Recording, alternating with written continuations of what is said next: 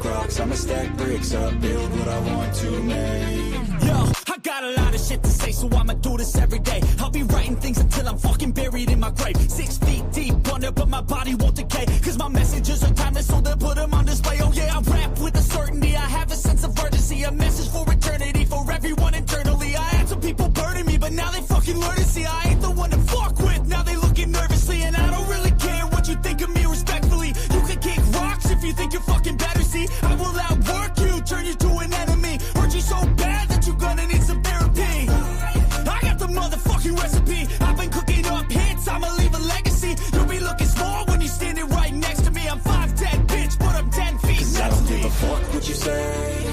Yeah, I'ma do shit my way. So you can go kick rocks, I'ma stack bricks up, build what I want to make. Cause I don't give a fuck what you say. Yeah, I'ma do shit my way.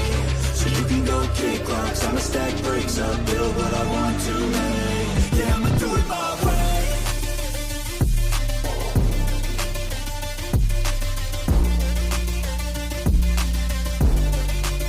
Yeah, I'ma do it my way.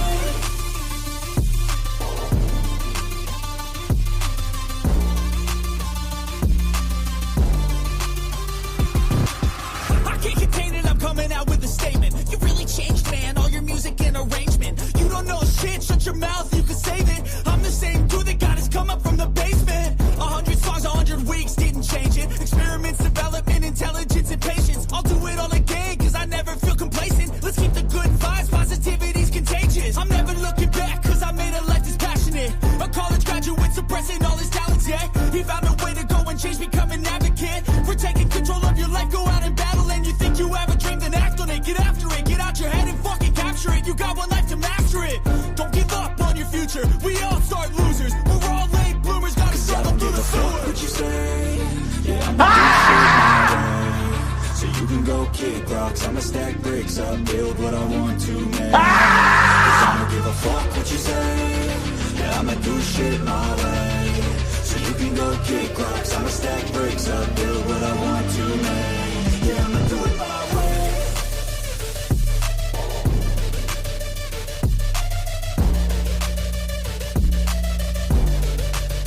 Yeah, I'ma do it my way.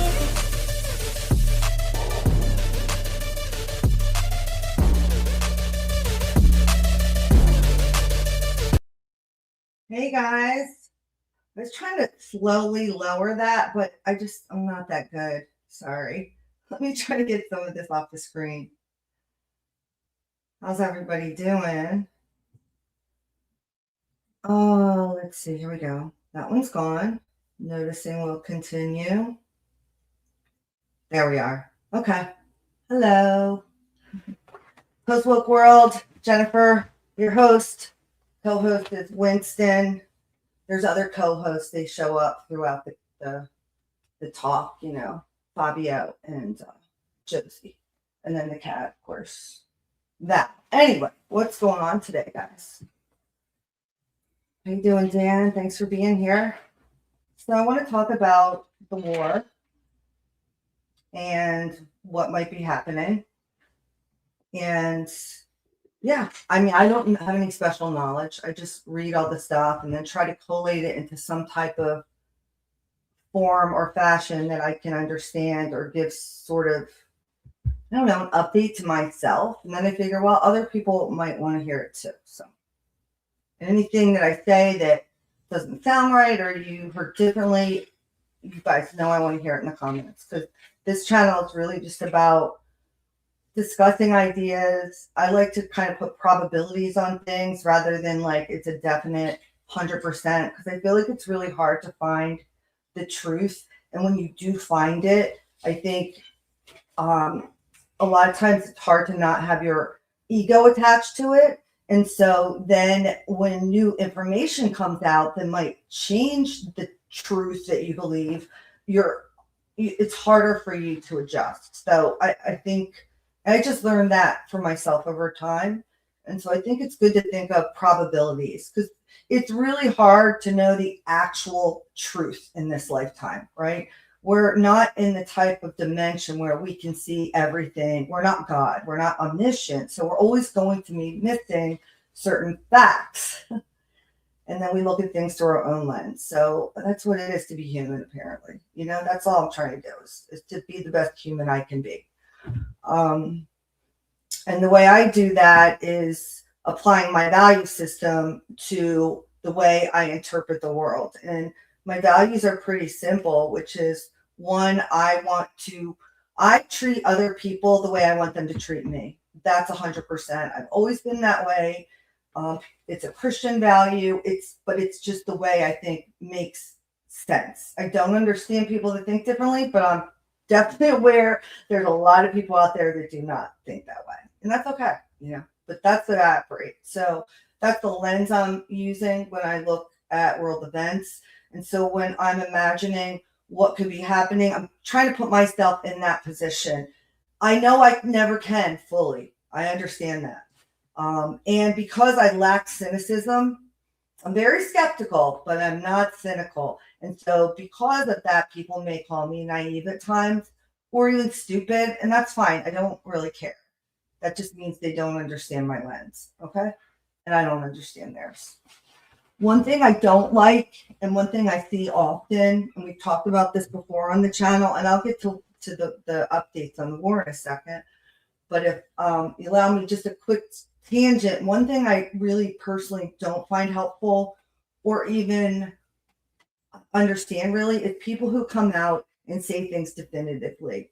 I think it's very harmful for a lot of reasons.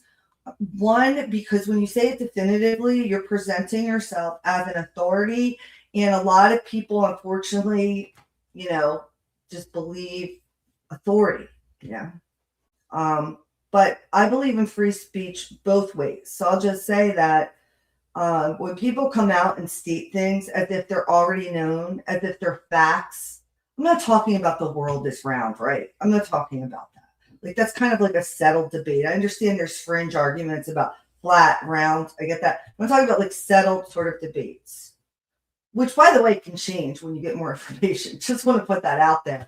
But regardless, you know, when they come out and they're just so bold, and this happens a lot. I see it a lot in the University of Idaho case that I followed, you know, for years, along with many other people. You see people come out and just state things as if they are fact, and they're not. They're inferred. They're inferring something from something they put together. Oftentimes, they don't even put it together clearly enough for me to understand how they even inferred it. But you understand what I'm talking about. So that's what I don't appreciate.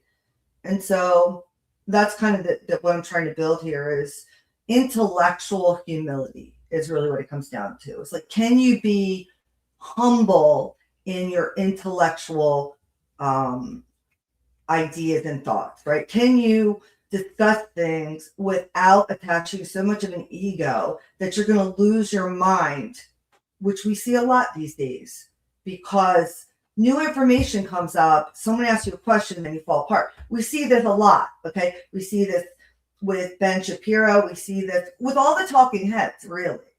And, you know, even with our president, you know, when you are confronted with a question that exposes reality that you don't want to deal with, these people will just a lot of them will just crumble. And it's because they have not exercised enough humility in their life. You know, that's my opinion. And intellectual humility is very important. And I think if you, my argument for looking at the world this way is that it actually makes you a lot less stressed and anxious about things. Because a lot of times people get really anxious and upset about things because they don't fully understand it. And truthfully, you could spend hours looking into the history of Iran, Israel, you know, all this stuff, and you'll still not really know 100% what's going on. But you'll come up with probabilities, okay? Then you can compare that with other people's probabilities, start to distill the truth. But the minute you attach your ego to something and feel like you know it, every time that gets challenged moving forward, you're going to fight. Your heart. I felt that way. I've lived my life that way many times. I'll get the fire in my belly. My identity is being attacked because you disagree with what I'm saying. That's where you run into trouble. That's where diplomacy runs into trouble. That's where friendship, that's where everything runs into trouble. When you attach so much of your ego to an idea, and often people do this, and it becomes impossible to then talk to them. So that's what I'm trying to avoid. And I've learned how to do that for myself, not perfectly, but much better than I was, because I've looked at other people, other thinkers, philosophers, podcasters, just people out there that behave this way. And there are people that do behave this way. They don't just, everything isn't like some big argument where we have to hate a group of people or blame it on one thing. Because the reality is, problems don't arise from one thing. Example, immigration. Our country is falling apart right now, right? Like it's imploding, right? I mean, just from afar, I think we can say, if you want to go through the facts that support it, but I think we all kind of feel that like the country is we're having some troubles right now. Can we say that illegal? Everybody's got a term for whatever. It's for people who come to our country through the border, not the legal process, right? Can we say that some of it is contributed to them? Yes. If you can't say that, then you're not being honest. The problem is then people focus only on that. And that's not the only issue. There are multiple issues. There are so many issues that are causing what's happening right now. And so when you focus on one thing, now you're going to dehumanize that, whatever that is. It could be immigrants. So I understand the argument from that perspective. The problem is when you can't even admit, but yes, it does. It's part of the problem, right? It's part of the issue. And that's where people go nuts because they're like, now you're just gaslighting. And I think our gaslighting days are over. I think people are done being gaslit. I think the height of the narcissism in the society, I think, is starting to peak and people are done. They're done with materialism. People are starting to not care as much about brand names and things, or being the cool kid. Alex Jones talked about this, right? He said to the president, look, I'm glad you said you don't like me. I don't know if you heard about it, but President Trump came out and on Truth Social, he made a post and basically called Alex Jones, Tucker Carlson, Candace Owens, and Megyn Kelly, who hasn't actually even said anything bad about Trump. He just said all these things, and he said they were low IQ and they're stupid and all this other stuff. And that he's, they don't know what's going on and just things that make no sense. Like it sounds like someone else wrote the post on Truth Social, you know what I mean? But regardless, Alex Jones makes the video back and he's like, good, I'm glad. I don't want to be associated with you. Thank you. And I think that's a great answer. Love or hate Alex Jones, that was the right answer to the president. Because honestly, I wouldn't want to be associated with him right now either. Because I don't think history will judge him very kindly. He had said himself on a jet recently, if you heard somebody talking about heaven and if he's going to heaven, he's been thinking about that a lot. And this was before Candace Owens even read him the Riot Act. He said, yeah, I don't think I'm going to be going to heaven. I doubt it. I don't think I'm going to be going there. And the thing about that is, I would say that's humility if it wasn't for the person saying it. Trump doesn't have humility. There's nothing in him at all that is humble. And so that says a lot to me. I've picked up on a lot of clues about Donald Trump and Christianity and religion from many different clips. And you can put it together. He's not a Christian. I'm not saying he's the devil, which is the other scenario that everybody's pointing out now. He's the Antichrist. Look at the bank in Charlotte, North Carolina. It shows him, and then it shows that. And, it's all the shit that they've been feeding.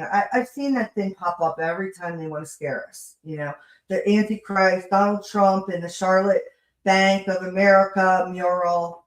If you haven't seen it, go check it out. But I know a lot of you guys are old timers. A lot of you guys that listen to me are old time truth seekers. So you know about all this stuff, So now what's Donald going to do?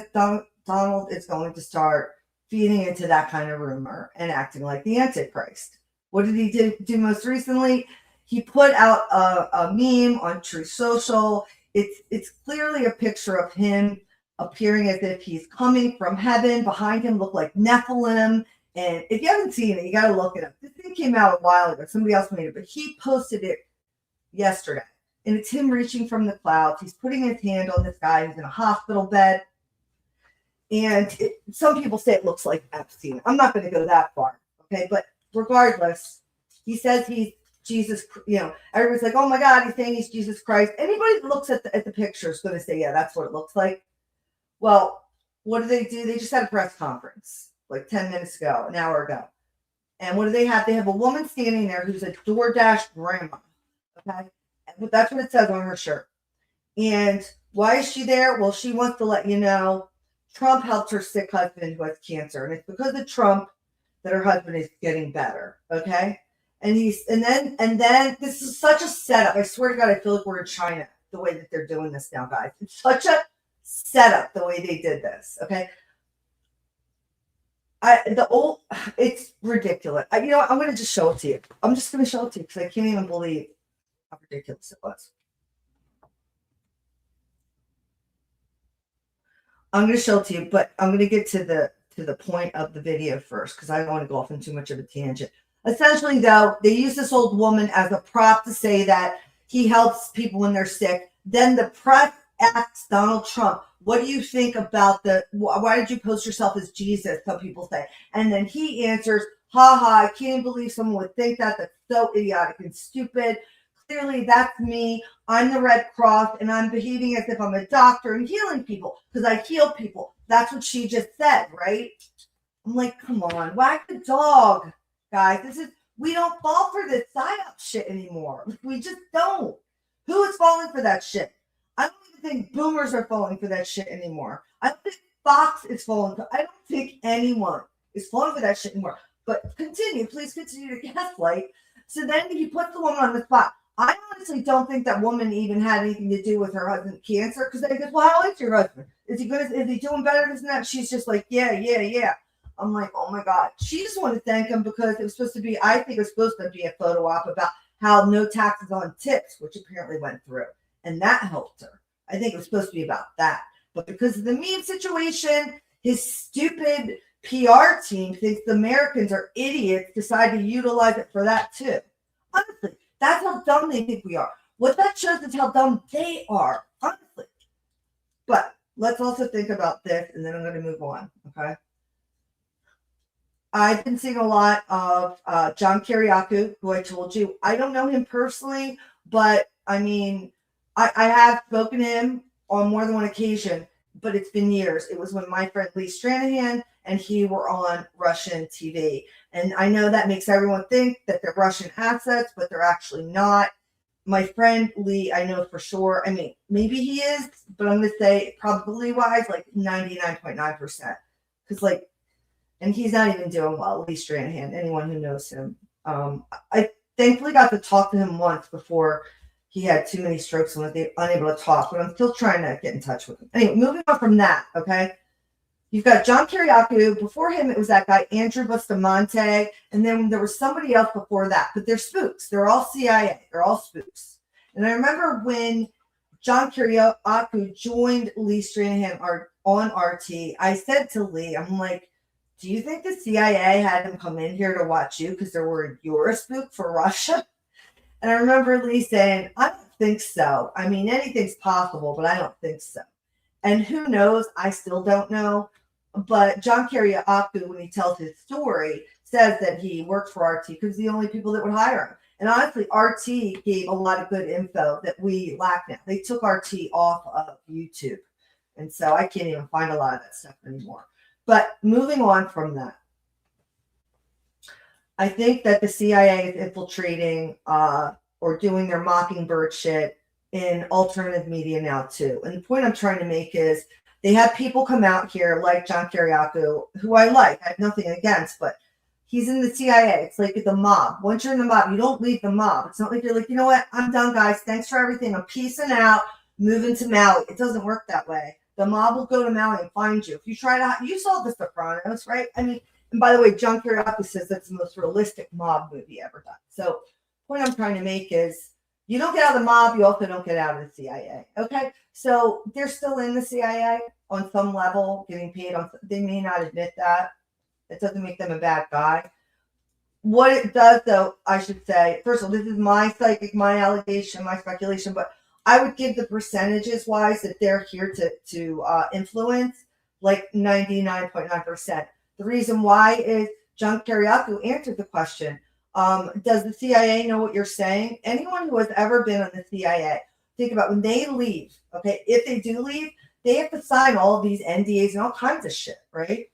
So also, if they're going to go do a movie or a documentary or anything moving forward, including RT, anything they're going to have to say, any talking points, okay, the CIA has to agree with it before you're allowed to do it. You don't look, he's already been in jail once, John Kiriakou. Sorry, I really went off the tangent here. We'll get to the point. But the thing about it is, so he had to let them know all those things, okay? And so they asked him about this recently. They said, so is that true? Like the CIA, you guys have to like tell them? And John Kiriakou said yes. In other words, all I'm trying to say is this. I'm not saying intent. I'm just saying beware that whenever an ex-intelligence agent comes onto the YouTube scene and is doing all these appearances, which is what John Kiriakou is doing right now, which is what Andrew Bustamante did before, and I think one other person did before that. They are obviously trying to make a living, which they should. That's fair. That's what all of us try to do, right? But because they are a CIA agent, they always have anything they do moving forward must be co-signed by the CIA. And so what I'm saying is, whether it's good or bad, it's a signal to understand that. Be aware that when these ex-CIA intelligence officers are out here on podcasts saying whatever they're saying, the CIA has approved them to say that. Because if they go against the grain, they're probably not going to live very long, or they might end up in jail. Allegedly, my psychic. I mean, like I said, John Kiriakou was in jail before because he's the one that blew the whistle on torture. Okay, so during the 9/11 Abu Ghraib, if you don't know about that, it's an interesting story. It's an important story. So I'm sure John Kiriakou does not want to go back to prison. So that's all I mean. It's like, look at it what it is. Whatever these people are saying, these are things that the CIA is okay with. Doesn't mean it's not valuable. But what it means is this is the stuff the CIA says is okay for us to know. It maybe wants us to know. So I just wanted to make that a point as well. So anyhow, let me get to the actual point.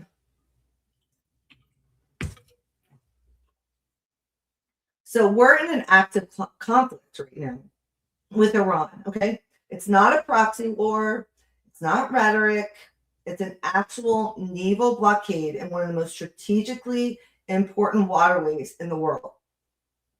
So when President Trump is saying, oh, it's not a big deal, I don't really care what happens, blah, blah, blah, that's just posturing. And honestly, like, it's just bullshit. Like, let's just call it, it's bullshit. He's bullshitting. Of course he cares. This is deeply important to everybody. It's important to life on Earth, okay? So 20% of global oil moves through the Strait of Hormuz. That's not regional. So he keeps saying, talking heads for the United States keep saying, why are they saying? Because they want Americans to not freak the fuck out. Okay, I mean, let's just be honest. They don't want us to freak out. Okay, they don't want us to think, holy shit, that the world economy is going to collapse. We're going to starve to death, and we're all fucked. Like, that's really what they don't want us to think, right? And so the people who are easy to sort of satisfy, the easy ones that are like, what's going on? Donald Trump says, Hormuz, schmormuz. We don't need to worry about any of that silly stuff. We've got tons of our own natural assets over here. And hey, guys, guess what? I'm building a ballroom that has a bunker. It's $400 million and it's privately funded right next to the White House. And also, for my birthday, I want a 100,000 holding arena within walking distance of the White House lawn so that I can host in June on my birthday a UFC fight. This is real news, guys. Real news. Remember, during wartime, all governments become more tyrannical, which means that anywhere you look, whether it's your local government or the federal government, okay, everything is they're going to all become more tyrannical. It's how it works during wartime. Because it's chaos, and people during a time like this typically want to feel safe. They'd rather feel safe than free. And that's the trade-off that you're going to have. And it's going to become more and more clear, I believe, as we move forward. And I'm not trying to scare people. It's more or less like something you deeply need to think about. It's definitely nothing to be afraid of. But, oftentimes, and philosophers have talked about this for millennia, but first of all, let's just say one thing. Do I think I'm a completely free human being? No. But I do believe I have a free soul, okay? I have a free spirit. Okay, that's different. It's part of what being human is. We're aware of ourselves. It's amazing. It's insane. It's crazy, right? So, but in this space time, okay, I don't believe I'm as free as I'd like myself to be. All I'm really free to do is to consent to certain things, consent to certain things or not consent. That's kind of how I look at it. Because tomorrow will never be here. Okay. It literally never comes. You need to understand that. It's really just this moment right now that matters. Tomorrow never comes. It's something I realized a long time ago too. It's only just right now.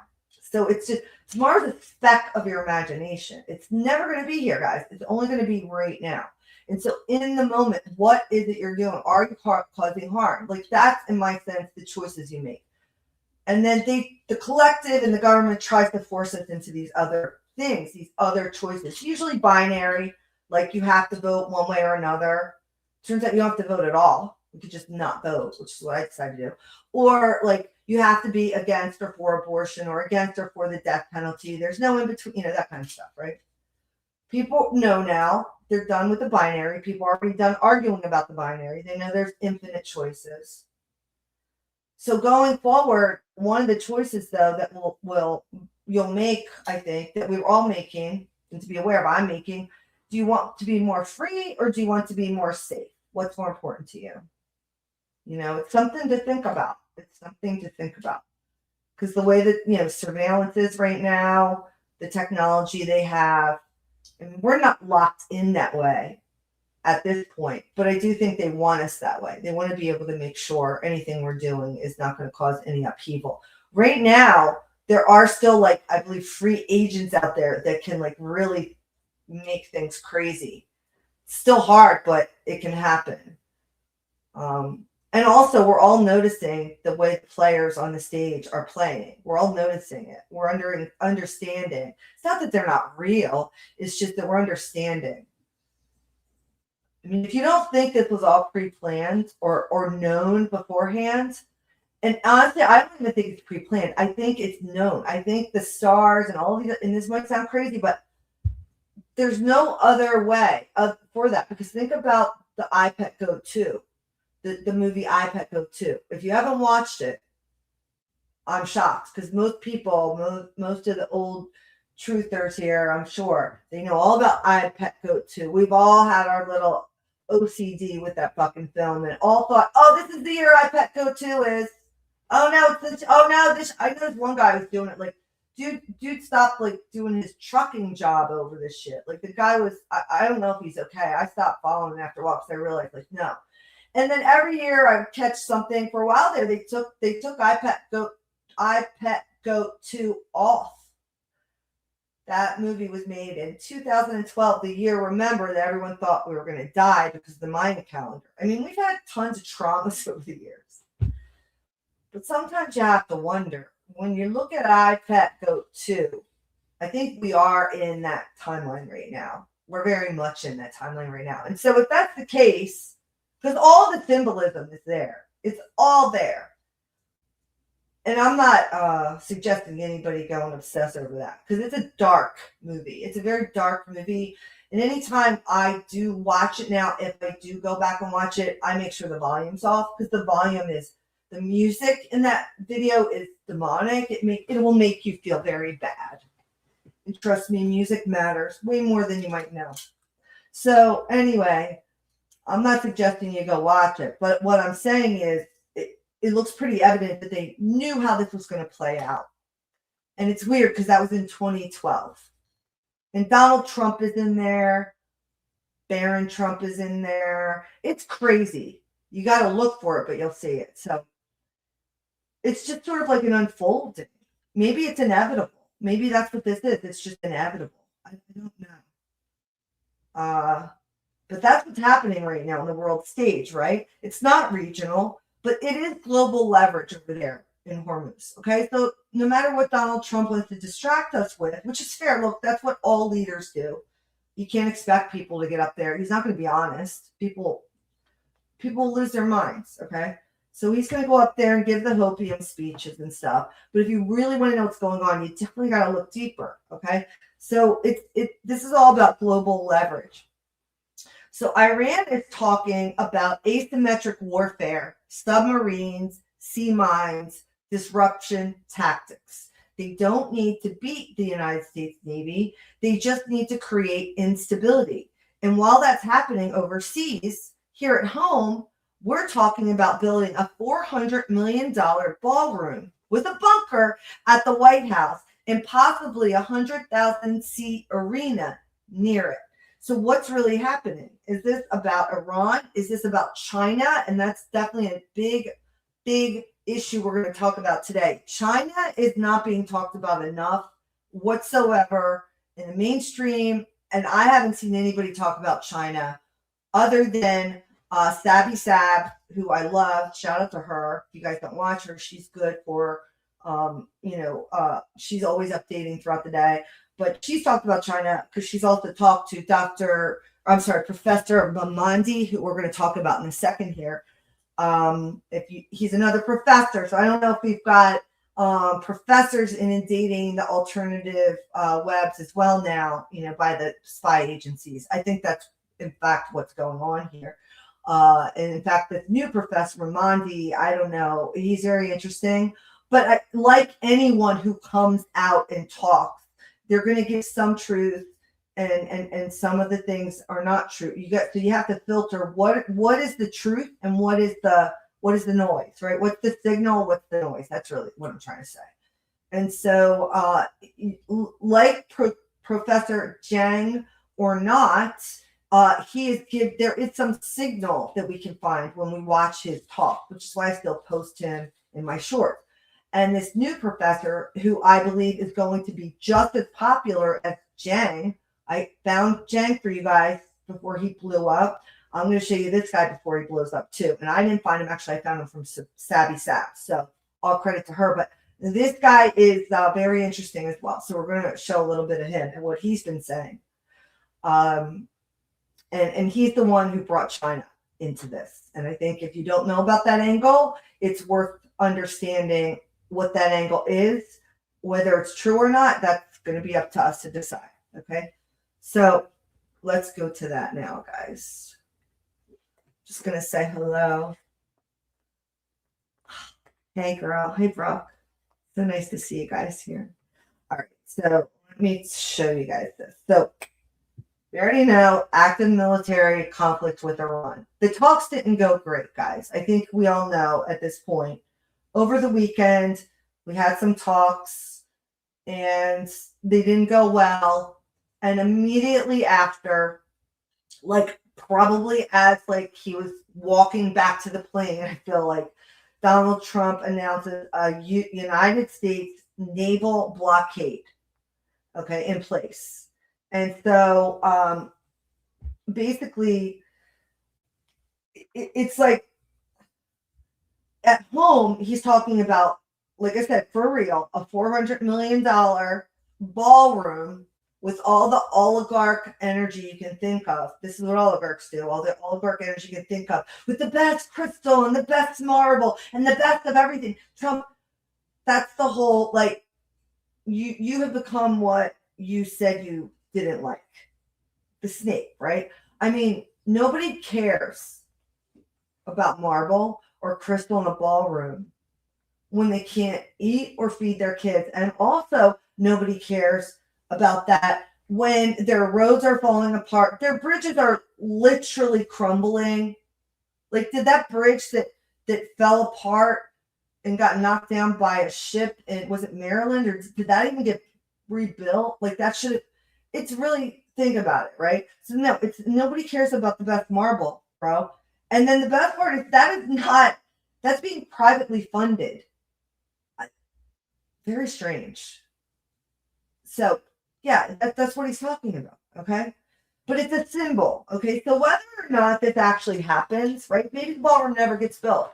Maybe it's a symbol that for some people who can attach to that, right? And this is why I like to think about the different reasons why, because it's just like the crystal flute. When I always think of, when I can't remember the woman's name, but she's the singer who sang Wet Ass, Kitty, that song, that the people were saying. I just don't like to say that word. What was her name? She was a very obese Black woman.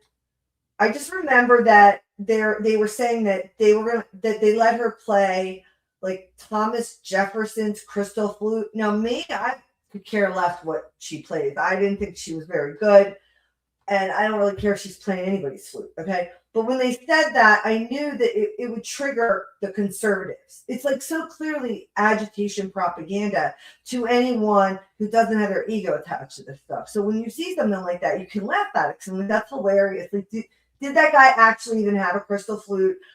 I really like to see the proof. Like, I feel like, again, it's an old shoe. They just invented out a whole cloth just to cause problems, right? So is there really actually going to be a ballroom with a bunker? Is there really actually going to be a gladiator or Roman style arena? I don't know, but they're certainly signaling that there is. And so the effect is people will, like me, I started to get a little bit irritated by it, but now I'm sitting back saying, you know what? Let's wait and see what happens, right? So, but the effect is it causes an issue. It keeps the issue alive, and then people can liken him more to an oligarch. And, is it real or not? We'll have to wait and see. Either way, it's a signal. That's what it is. We are strong at home. And that's what people do when they're not. When you're not strong at home, you pretend like you are. It's the art of war. Although America has not been playing art of war at all. We made the biggest mistake ever, if you know anything about art of war, in Sun Tzu. So Donald Trump might know the art of the deal, but when it comes to other leverage, when it comes to leverage that has nothing to do with money, that's the problem. That's the blind spot. When all you worry about is money and what you own, your material wealth, you have put yourself into a corner because you assume the rest of the world only cares about material wealth. It's a grave mistake, in my opinion. I don't need anybody to tell me, and I don't think you do either, that the other side of the world knows that spirituality is important. And their spirituality is important to their survival and who they are as a people. Over here in America, our religion is capitalism. We talked about this before. And whenever I diss capitalism, it's very common whenever you talk against capitalism. I get it. People all of a sudden, oh, you're a commie. I'm not a commie. I'm just not cynical. I'm just not that cynical about it, I'm just not.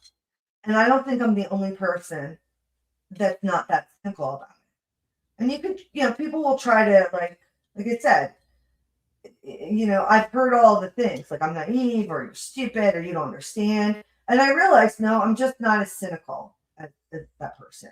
And the reality is, like, when you're only thinking leverage for material gain, you're missing out on the other levers. And that's where we're failing in this war. We also failed the moment we began. And I'm going to let the professor that I talked about explain that, because he's the one that gave me that insight, and I'm not going to pretend like I came up with it.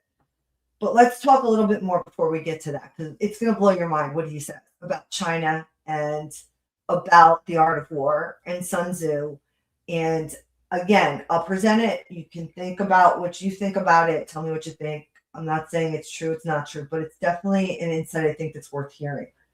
So right now, the United States is enforcing naval restrictions on the Iranian port, sorry.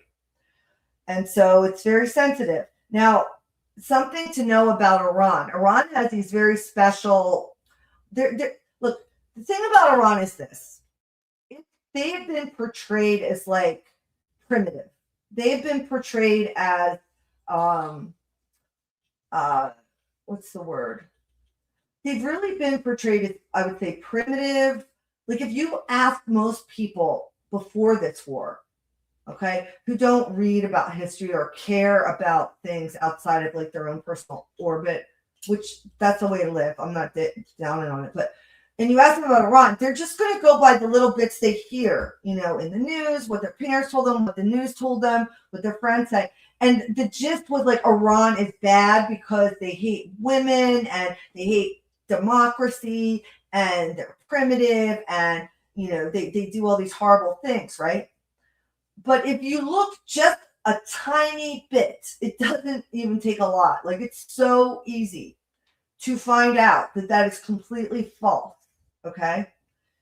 And I'm not saying I knew to the extent what Iran was about, nor do I even know it now, but how much I know now before the war, definitely not. I've learned a lot more since then. But I did know that Iran was not like evil or all bad or anything. I knew that because I knew that there were women there that, were like that they worked, in the university. So does that mean that it's great because they have to wear a hijab? No, but that's their country's, business. And that woman lived there and she was a professor, respected, all these other things. So like, it's a stark difference from what they tell us. And so, I think people start to dehumanize entire cultures and civilizations so quickly nowadays. And I don't think people on the other side of the globe necessarily do that.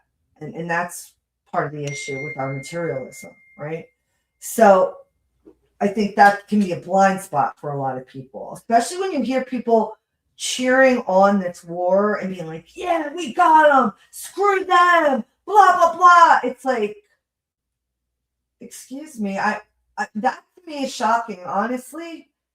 And it's that whole Iraqi war vibes, after 9/11. Same thing. It's video game vibes. It's not real life vibes. It's like those are actual human souls over there. People that, like, sure, some of them might not be great people or maybe even evil, but we're not God. We're not here to determine who lives and dies. I don't want that on my karmic plate at all. Thanks. You can have all of that back. Because that's not something I'm interested or promoting ever for any reason. And that's where you get into trouble. So sorry, this keeps getting a couple things. All right, so let's just keep moving on here for a second. So they've got these little submarines. It's a Ghadir class, Ghadir class, right? And they drop these sea mines. And oh my God, I'm blowing up on my phone. Hold on. Jeez.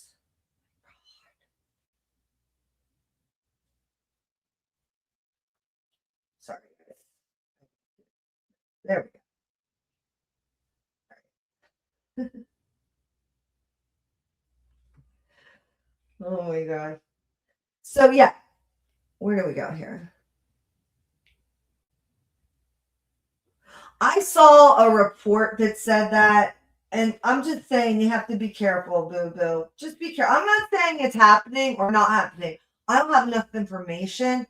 And, we all know that they've been building bunkers, right? We know that. I do believe there are things underground that they've created. I believe that. But I would say I'm like 65%, 70% probability. I think that's probably where I'm at. I don't know that it's any sort of conspiracy or anything like that. I haven't looked into it. I've heard the theories, like that's why COVID happened because of all the tunnels and the preparing and all this shit. But like I think that's signaling to the public because they want us to be afraid again. It's always about fear. And that would be tomorrow anyway. And all we have right now and all we ever have is now. And they took that away from us a long time ago. That's kind of what I want to lead to at some point. I'm trying to unveil what I feel is happening slowly, because if I put it all out there too quick, I think it's jarring. But like you have to understand the layers with which they put us under hypnosis and stuff. And I'm not saying I figured it all out. I'm scared. I'm just saying like schedule, time, all that stuff. They've changed the calendars, guys. I mean, it's all designed to deceive so that we don't know our true nature. They've got us chasing things in the future instead of being here right now. And that never comes, if you ever noticed. The future never comes. When you really think about it, it's only this second. And as I'm saying this second, that second passed. So I'm always kind of catching up with my word for something that's already happened. That's the space where life lives. They have taught us to ignore that space. They've taught us that this space right here where we talk or communicate or spend time with nature, they've taught us that to ignore this space right here. And that all that matters is the future, what we can do to buy more shit if you're an American or whatever it is, or the past, so we can focus on all the regrets and all our bad decisions and what's going to happen to us when we die now because we did this and that. That's what they poison our mind with. That doesn't mean that's a philosophy. That's a way of thinking. That's a narrative. You have to understand that. We don't have to agree to that narrative. And in fact, many people don't. Many people don't live their lives that way at all. Many people don't think of their life in that terms. And so I'm not saying like, it's just one of the things, like, recognize how much you do have choice over how you feel, how you think, you know, and don't just believe everything they say. Like, trust me, coming from somebody who's vigilant, I'm so vigilant, you know, you guys are probably like me, you get the tension headaches, it starts in your neck, it goes up to here, you might clench your jaw. You might always need a neck rub. It's hypervigilance. Why? Because there's so many signals out there that there's danger.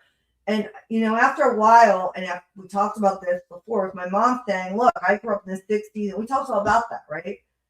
And I'm sure if I had my grandma here, and I wish I did, she's since passed, but I did interview her, and I'm going to post some of those, and I think you guys will like it, especially the one where she called Biden a dumbass, which was hilarious. But anyway, if you talk to people who are older, they've been through this before, right? I'm not saying that makes it better. It's just, it's a little bit of a grounding effect, you know, to understand that, like, yeah, it does really feel like shit's going to explode and everything's done and over. But humanity, our culture, we've been here before. And every time you're here, it feels like it's worse. No, but it's never been like this before. This is way worse than it was last time. But imagine if you're in World War II and you're hearing about Nazis putting people in ovens and cooking them, right? Imagine that. Those are the rumors back then before they had, you know, internet and stuff. It would just be a rumor you might hear from someone. Imagine that, right? I'm sure we would feel like, oh my God, the Antichrist himself is here. Because that's what it sure sounds like. So I'm just saying, maybe it is the worst ever. Maybe it is whatever. But like, everybody always feels that way when they're in it. So just, I want to say that. Okay. I also want to say that they have made us feel like we can't trust each other. And that, you know, they've got people saying out here on a regular basis, I hate people. They do. It's a thing people say. And I think words matter, and not like in a sensitive way, like, oh my God, I'm going to cry about it, but more like, think about what you're saying when you use that sentence. When you say, oh my God, I hate people. fucking hate people. Think about what you're saying. That vibration in your body, it matters. And if you think they don't do that on purpose, you're wrong. It's done on purpose. Whoever started the thing, it's done on purpose.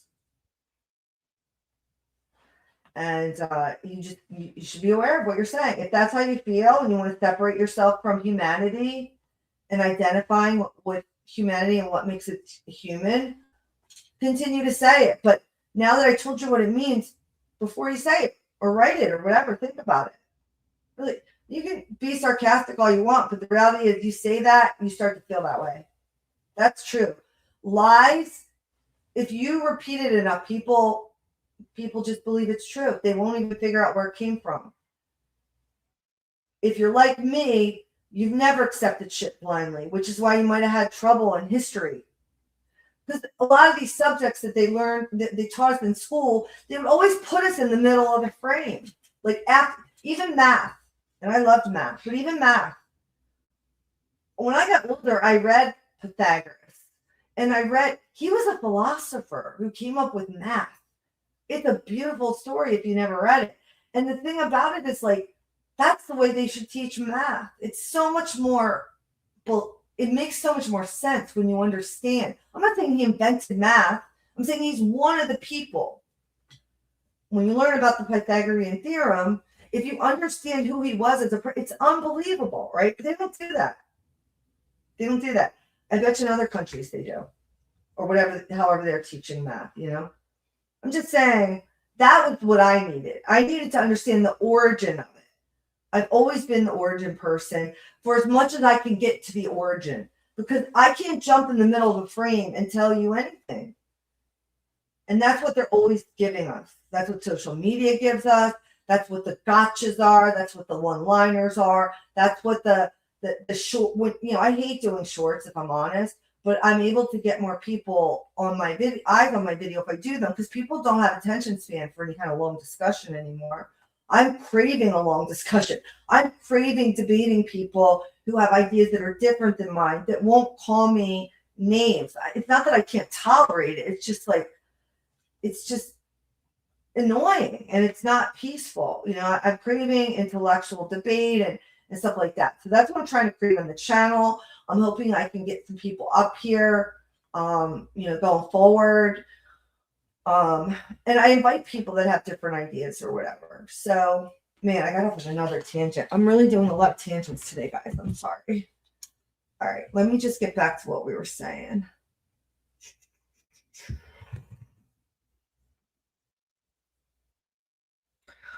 Okay, so this was the picture, that, by the way, of Donald Trump that people got upset about. All right. So one of the things that this guy said, okay, this guy, oh gosh, what's his name? Professor. All right, here, I'm going to bring it up. You guys got to hear it. It's an issue. And I think he's right when he says this, but I want you guys to listen to what he said. Hold on.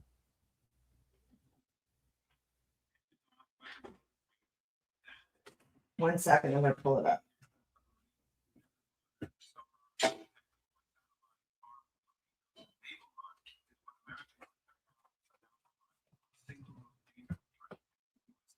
Okay. All right, here we go. All right, I'm gonna show you. Hopefully they don't. He did say share this, so hopefully he's not gonna get mad. I don't think he'll get mad. Oh, awesome. Okay. All right, that'd be awesome. Okay.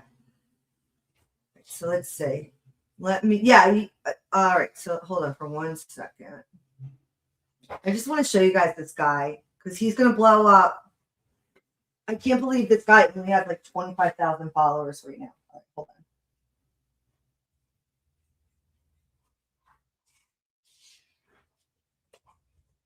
on. Here we go.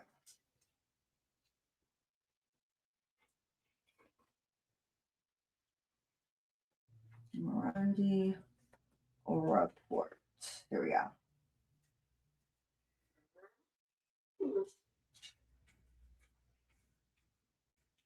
Yeah, he's already got. Okay.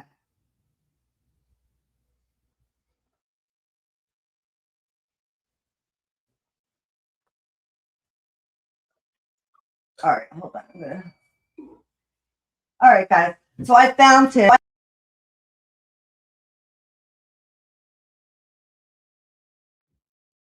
Okay. I found Professor Morandi, and he is, Professor Jang or whatever. I have it in the video when I brought him to you guys' attention, and a lot of you guys had seen him anyway, but I think he had like 100,000 followers, and Jang is like up over 1 million. I think this guy is going to be the same. If he's an operative or operating with other intelligences, if he gets shut down, then we know that maybe he's really just with the Iranians. So I'm just putting that spin on it because I don't know, but it's definitely interesting what this guy's saying. So let's listen to him here. Hold on. Okay, good. Yeah, he's cool, right? I think he's legit, honestly. I've seen him on Piers Morgan.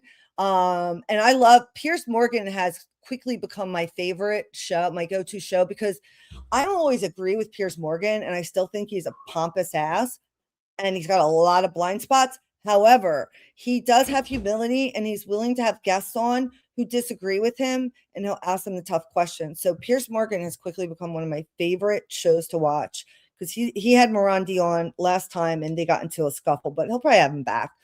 And then Joe Rogan has hold on. Did you have a question? Right. Joe Rogan has completely disappointed me. I'm over Joe Rogan. If you saw the president after he ordered the blockade on the Strait of Hormuz, he went to UFC.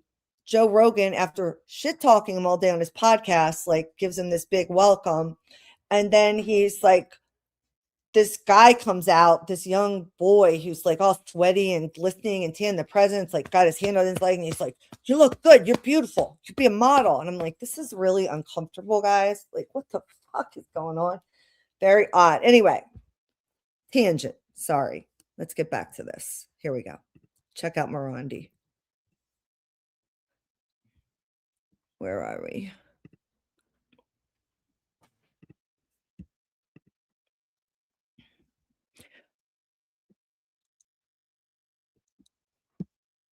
Okay. So this is Professor Morandi, and he is a professor at the University of Tehran. I believe it's the University of Tehran. He has been talking about this before, like he's been around, and I've seen him interviewed, like I said, on Piers Morgan, and Sabby Sab is actually where I first saw him. Okay. He has his own channel and it's called Professor Morandi Report. I believe this is an official channel of his. He only has 37,000 followers today. I believe that his channel is going to grow exponentially over the next week or two. And pretty soon he's going to be, I wouldn't be surprised. He'll be up in the million follower ranking. I do. Especially if he's got intelligence ties. If he doesn't, he maybe it'll take him a little longer, but pretty interesting. Okay. So this one was creepy, right? Is that what you're talking about? Because legit, I thought one of the videos he put out recently, not this one, the one he put out after Trump did the blockade, which I'm going to show, that one I felt like, okay, we just unlocked a new player and an entirely new game. Like this guy he's coming. Like, you know what? Let's put that one on first. Let me do that one first because that one is wild. All right, hold on. Let me do the most recent one first, and then we'll talk about China and what he says about China. All right, so hold on. This one is wild. Wait a second.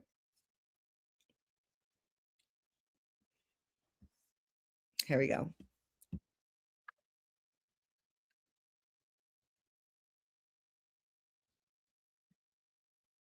Okay.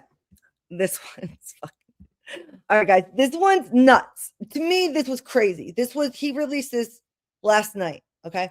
And the way he's talking, He's smiling. He's very happy. I don't blame him look, Iran's been planning on this for 20 years.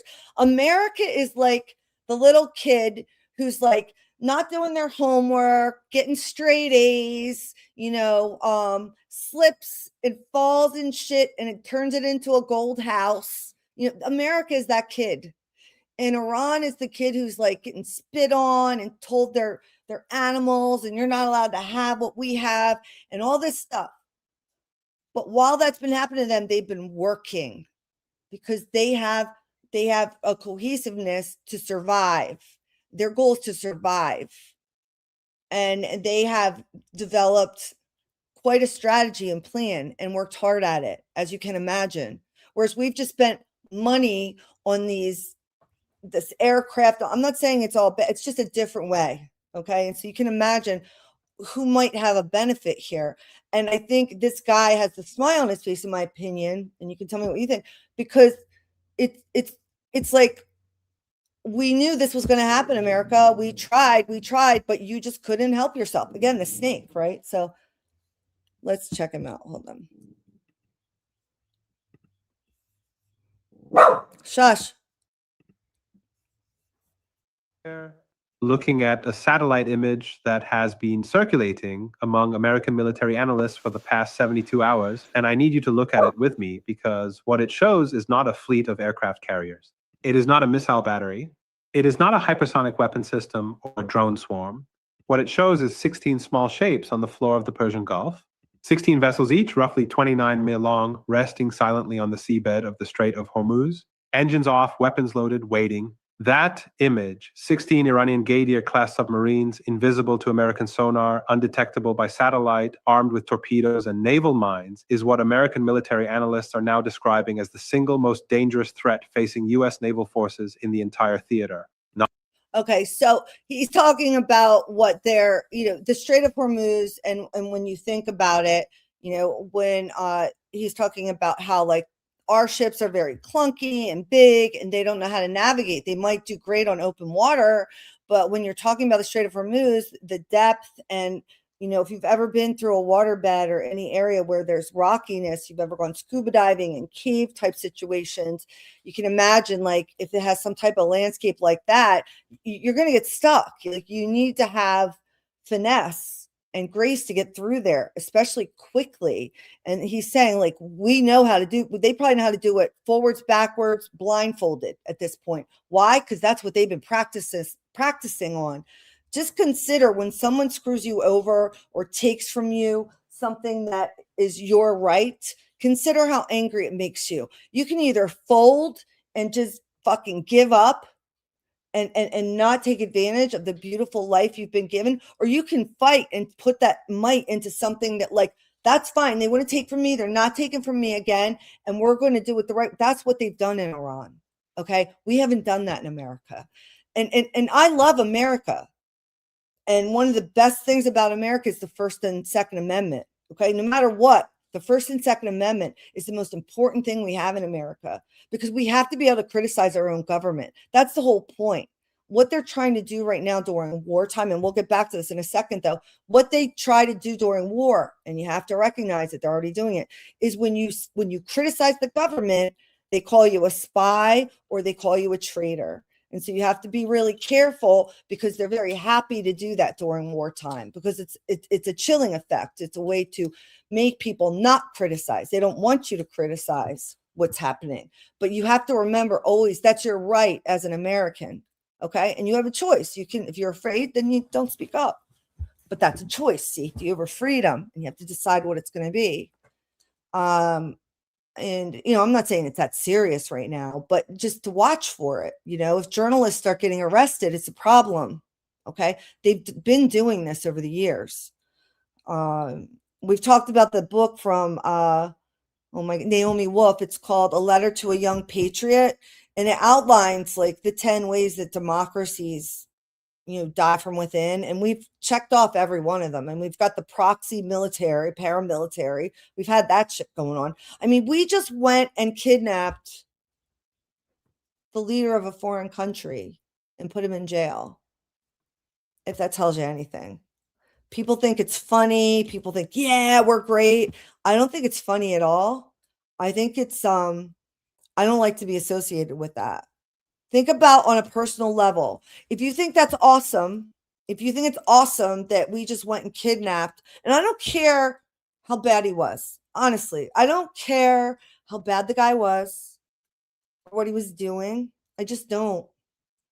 Because there's a lot of bad people doing a lot of bad things out here, and we're not kidnapping them. In fact, we're not even addressing all the bad people we know about in our own country. We're ignoring all of that. So I don't really feel like we have a time or place to go kidnap the leader of another country and worry about what he's doing. Like, we have our own shit to worry about. I understand why we did it. I'm not stupid. I know why we did it. We didn't do it because the people didn't like him. I'll tell you that. I mean, it's convenient if that's part of the story. They'll always use it. But that's not why we did it. Because there's lots of people, like we said out here, that are destroying lives. Now, we did it because we need the resources. That's obvious. So we stole the resources of a country. That's what we did. There are other ways to like communicate with people. There are other things you can do, but we've just been a bully with our economics for so long, ever since we got the petrodollar. And when you really start to look at the world and how it breaks down, because we never really were taught this, or maybe I was and I didn't understand it, but it's not fair at all. Structurally, it's not fair. And, even the nuclear proliferation treaty, it's just on its face unfair. And I'm not saying everybody, a lot of people have talked about, they've debated it. Again, remember, I'm not cynical, I'm skeptical. And for me, I feel like there is a world where things can be fair. I believe that. I have to believe that. There's always going to be bad shit that happens. Always. That's just duality. We're in duality. Once you're in duality, you're always going to see bad and good. I don't believe that you can have metacognition without recognizing duality. Otherwise, you're just autonomous. You're just a beating heart. You're just some little molecule or whatever. You're alive. There's a conscious there, but you're not aware of the conscious. Once you're aware of yourself, that's why Adam and Eve hides. That's why they put in their clothes.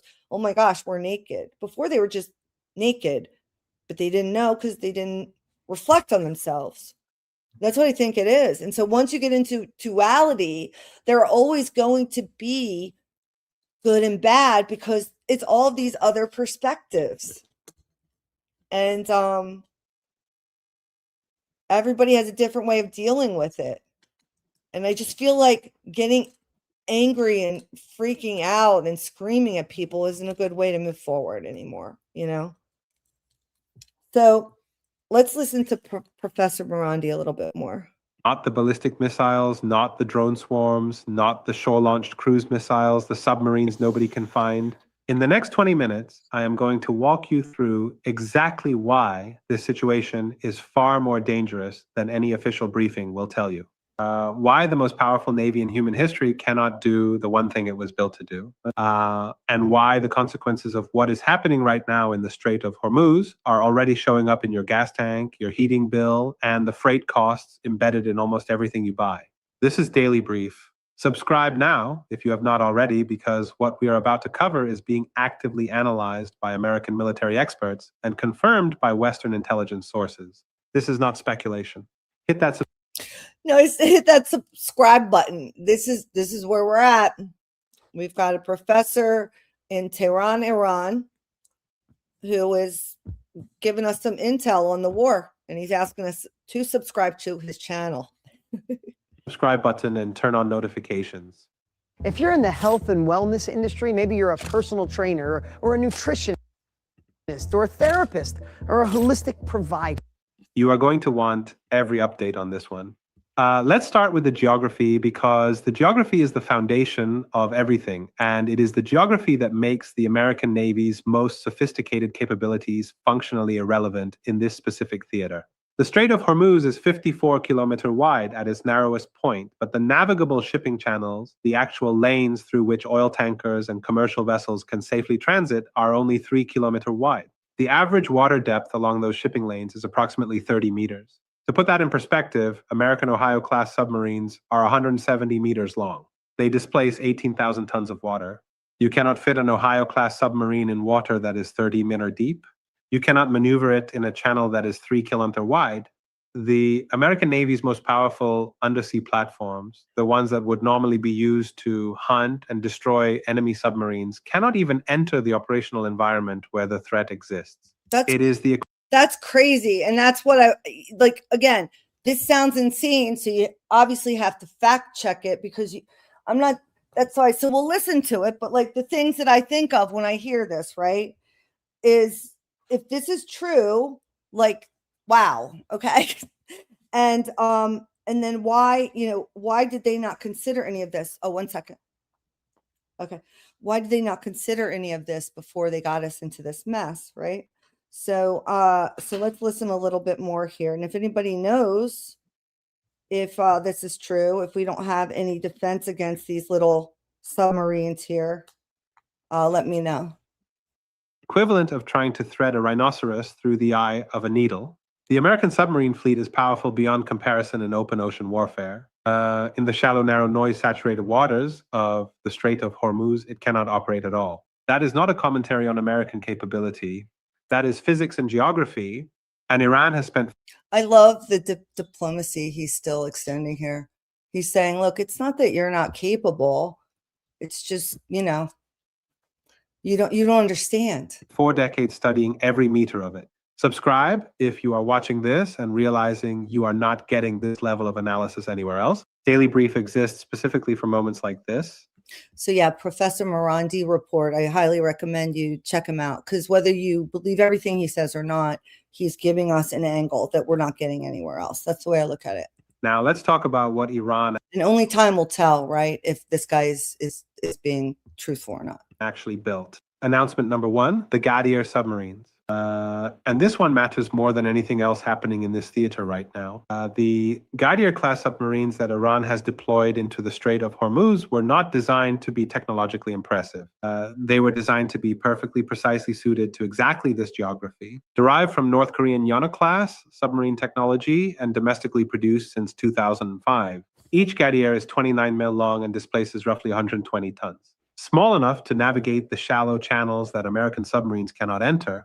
So he's discussing the type of submarines they have in Iran. And he also mentioned, if you heard him before, that they've been studying this terrain for 4 decades. So like we said, they know it like the back of their hand. The other thing we didn't even really get into, but Iran, the way it's set up, they were very smart the way they set up their military, because once the Ayatollah was killed, once the Ayatollah died, and the other generals and stuff, the military, they call it mosaic. Winnie, stop. They call it mosaic, where all the different militia are able to make decisions on their own. They're armed and able to make their own decisions. It's pretty interesting.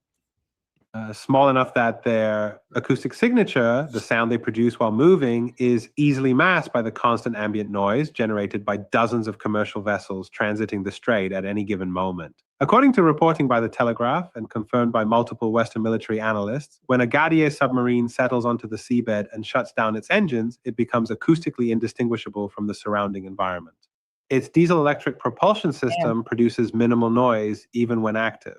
And in 30 meters of water with constant surface traffic above, the most sophisticated sonar systems on Earth cannot reliably separate a stationary submarine from the background noise of a busy commercial waterway. U.S. Navy Captain Tracy A. Vincent has acknowledged publicly that the Ghadir class provides Iran with additional surveillance capability and creates a new layer of defense. Commander Daniel Dolan described the submarines as, and I am quoting him directly here, well designed for guerrilla warfare, ambushes, and anti-access area denial operations.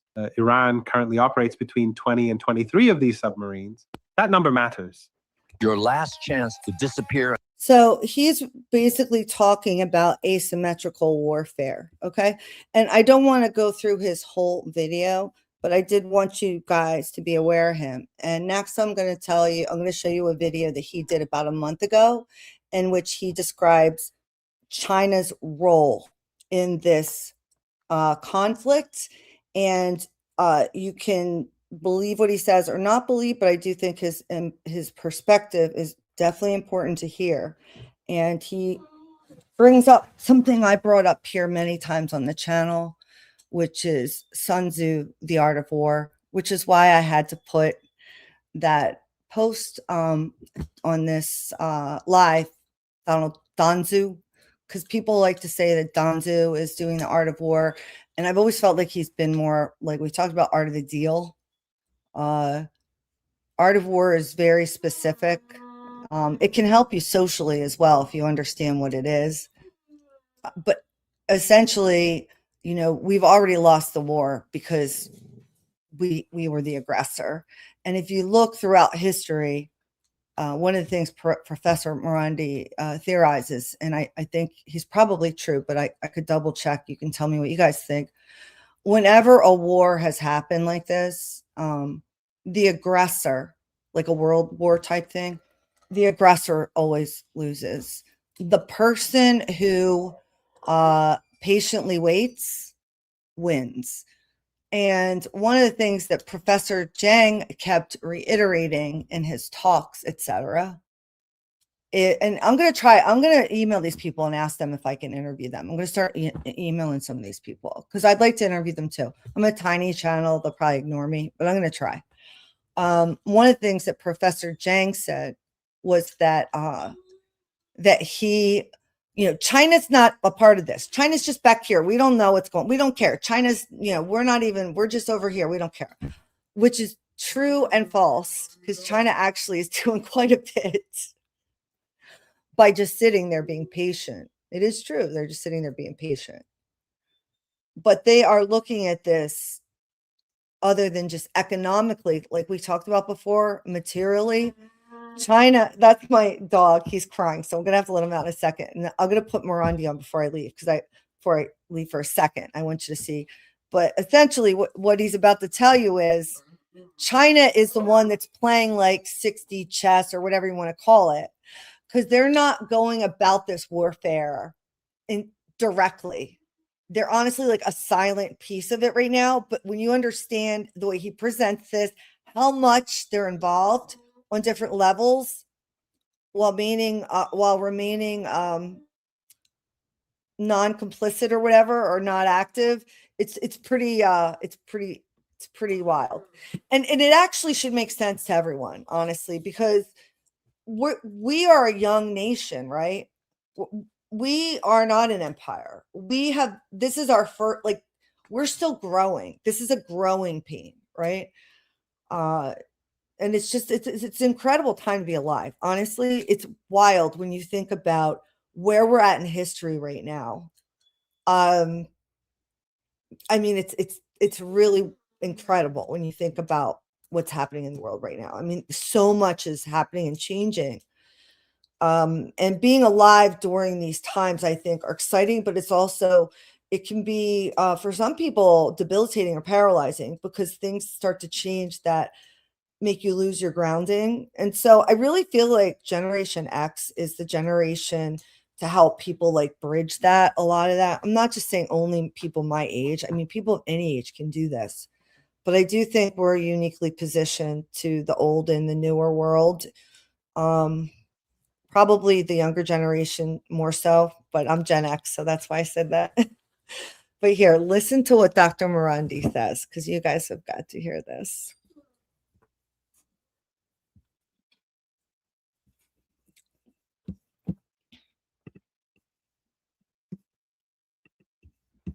They're still trying to get me to do Tai until Chi. summer and come back unrecognizable. They really Start the want you chair to Tai do Chi flow for beginners.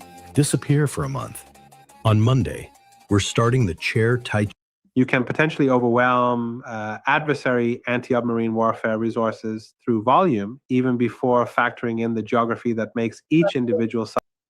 That's not the one I wanted. Hold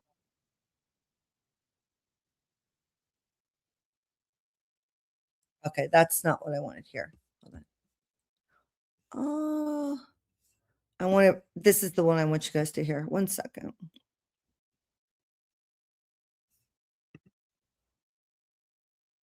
All right, here we go. Here we go. All right, I'm going to go let the puppers out in a second, but I want you guys to see this. Hold on.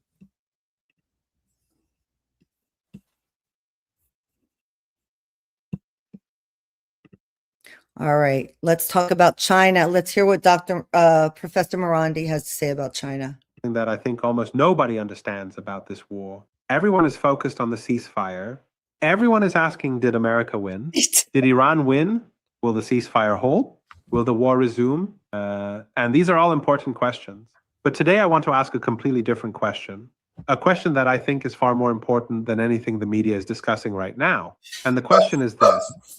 While America and Iran were bleeding each other for 40 days, while bombs were falling and oil prices were surging and the global economy was shaking, who was actually winning? And the answer that almost nobody is talking about is China. Now, I know what some of you are thinking. China's not even in this war. China did not fire a single missile. China did not send a single soldier. How can China be the winner? And that is exactly the right question, because the most brilliant move in geopolitics is not to fight. The most brilliant move is to let your enemies destroy each other while you quietly collect the prize. But here is what makes this even more extraordinary. And this is the part that I think nobody has fully explained yet. China did not just sit and watch this war. China did something far more sophisticated. China played all three sides simultaneously. China armed Iran. China brokered the peace, and China will now collect the economic reward all at the same time. Let me say that again, because I need you to understand how extraordinary this is. Okay, so this guy is clearly giving us the rundown over here. And I feel like this guy is telling the truth, but again, use your own discernment. A lot of it is stuff you can verify. I haven't been able to verify China paying for weapons, but I think I didn't really look too hard, and it's not a surprise. And I think some politicians have made the claim, so that's one part, but it makes sense, guys. I mean, we've done it too. Wait till you hear what this guy says. It's actually insane the way he puts it. China sent missile components to Iran during the war. Chinese radar systems and navigation technology helped Iran fight. Then China turned around and helped broker the ceasefire through Pakistan. And now China will use the credit from that ceasefire as leverage when Trump visits Beijing next month. One country, three moves, all sides played, and nobody in the Western media is connecting the dots. That is what I want to do today. I want to connect the dots step by step. And when you see the full picture, I promise you, you will never look at this war the same way again. Okay, let us begin. So I want to introduce a concept that I think is essential to understanding what China is doing. All right, so we're going to get into his concept here, but just for anybody who just came on or is watching, this is Professor Morandi from University of Tehran. He's like Professor Jiang. He's been talking about this stuff for a while, probably longer than Jiang. He's been interviewed by Piers Morgan. Sabby Sabs is where I found him. And he's just going to let you know what Iran wants us to know. That's the way I look at it, about what's happening. And whether you believe it or not, it's definitely interesting. All right, be quiet. Call it the triple game. And once you understand this concept, everything about China's behavior in this war makes perfect sense. Most countries play one game at a time. America plays the military game. Bombs, missiles, aircraft, carriers. That is America's game. Iran plays the survival game. Resist, endure, hold the straight. That is Iran's game. China plays three games simultaneously. The military game, the diplomatic game, and the economic game. And China plays a different strategy on each board. Let me walk you through each one. Game one, the military board. On the military board, China officially declared itself neutral. China said, we are not involved. We want peace. That is the public statement. But here's what actually. So and this is what we heard from Zheng, right? Publicly, you're going to look it up. China. Also, I don't know what's going on with his height lately, but the president's height in China apparently is constantly going up and down. It's a whole weird power play thing. So yeah, let's listen to what he says China is actually doing. Actually happened. Multiple sanctioned Iranian ships carrying sodium perchlorate, a key ingredient for building solid fuel rockets, traveled from China to Iran after the war started, not before the war. After Chinese-made radar systems and navigation technology sold to Iran before the war helped Iran's electronic warfare capabilities during the fighting. Chinese technology helped Iran detect incoming strikes and coordinate its drone swarms. Now, did China send soldiers? No. Did China fire missiles? No. But China made sure that Iran had enough capability to keep fighting, enough capability to keep the Strait of Hormuz closed, enough capability to make this war painful for America. Why? Because every day America spent fighting Iran was a day America was not focused on China. Every $1 billion America spent bombing Iranian factories was $1 billion not spent competing with China for the AI race, guys. Like there's a real AI race going on right now. And also energy. Like this is all about energy for the AI race. But China's making out really well, regardless of if this is true. If you look at what's happening, the effect of it, who's making out right now? They are. Semiconductors, in AI, in the industries that actually determine who leads the world in the 21st century. This is game one on the military board. China quietly helped Iran survive without ever putting a Chinese soldier at risk. Game two, the diplomatic board. Now, here is where it gets brilliant because at the exact same time, China was helping Iran fight. This part is crazy and diabolical in a way, but it's genius too. It's art of war. It's art of war. I've done art of war in the workplace. If you've ever done it, it's pretty interesting. I mean, it's just a mindset that you get. Right? China was positioning itself as the peacemaker. I want you to follow this timeline very carefully because it reveals something extraordinary. On March 31st, while the war was still raging, China and Pakistan jointly announced a 5-point peace initiative, ceasefire, dialogue, civilian protection, reopening of Hormuz, and a UN role. After that announcement, Pakistan's foreign minister flew directly from Islamabad to Beijing. He met Chinese Foreign Minister Wang Yi. They coordinated the next steps together. Then China's foreign minister made 26 phone calls, 26 to Iran, to Israel, to Russia, to the Gulf states. He was talking to everyone. And then Pakistan, China's closest strategic ally, the country where China has invested over $60 billion through the Belt and Road, Pakistan brokered the ceasefire. Now, I want you to think about what just happened. Pakistan brokered the deal, but who was behind Pakistan? China. Who coordinated with Pakistan before every major move? Who provided the diplomatic framework? Who gave Iran the confidence to accept the ceasefire? China. Pakistan's own ambassador to the United States said it openly on CNN. He said China played a quiet but consequential role. The New York Times reported that China made the key intervention that secured the ceasefire. So you can find clues to this in the media. And even Trump, I remember him saying something about thanking China. Okay. So they're clear, but they don't really bring it up. You got to kind of look at, I didn't catch this angle. I mean, I'm sure smarter people than me already figured it out. But until I listened to this was put out a month ago.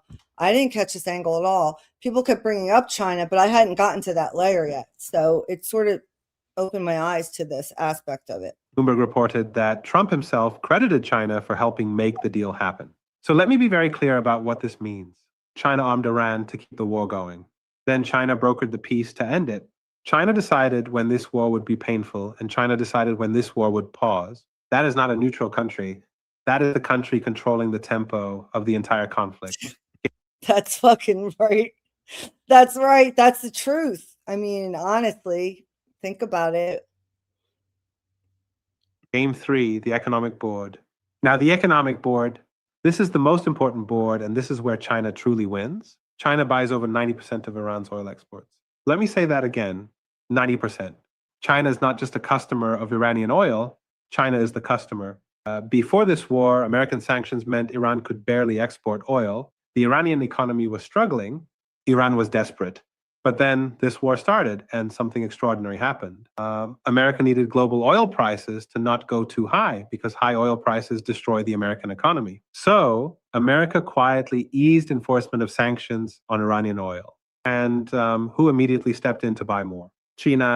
Iran is now making billions more per month from oil exports than before the war. And most of that money flows through Chinese banks, Chinese intermediaries, Chinese payment systems. The war that America started to weaken Iran has actually pushed Iran deeper into China's economic system than ever. It makes sense. I mean, what else are they going to do? What else is Iran? I'm sure Iran would like to be on their own and do whatever, but they don't have the capital or whatever. So they've got a big neighbor right there. And of course, the neighbor is going to try to get leverage and they're going to help the smaller. I mean, these are obvious things, right? So that's why I don't understand how they were missed. And that's why I don't believe that they were missed and why I believe this is all intentional. Before. But it gets even better for China. Because of the war, because of the Strait of Hormuz closure, because of the chaos, Iran is selling oil to China at a significant discount below market price because China is one of the few buyers willing and able to take the risk. Cheap oil means cheaper energy for Chinese factories. Cheaper energy means lower manufacturing costs. Lower manufacturing costs means Chinese goods are more competitive globally, while American businesses are struggling with energy prices above $90 a barrel. Chinese manufacturers are getting Iranian oil at a discount. The war that was supposed to weaken Iran and strengthen America is actually making Chinese manufacturing more competitive. You cannot make this up. Okay, now I have shown you the three boards: military, diplomatic, economic. China is winning on all three. But the genius of the triple game is that most people can only see one board at a time. No sorries, guys. I'm glad you're here. All right. So the end of this is the best anyway, where he gives his predictions. He, like Dr. or Professor Zhang, talks about game theory, and he's going to give some of his own predictions here. Pentagon sees the military board. The State Department sees the diplomatic board. Wall Street sees the economic board. But nobody in Washington is seeing all three boards together.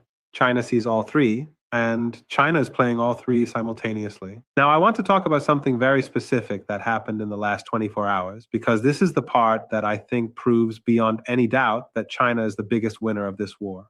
Trump is scheduled to visit Beijing in mid-May. This will be his first visit to China as president since 2017.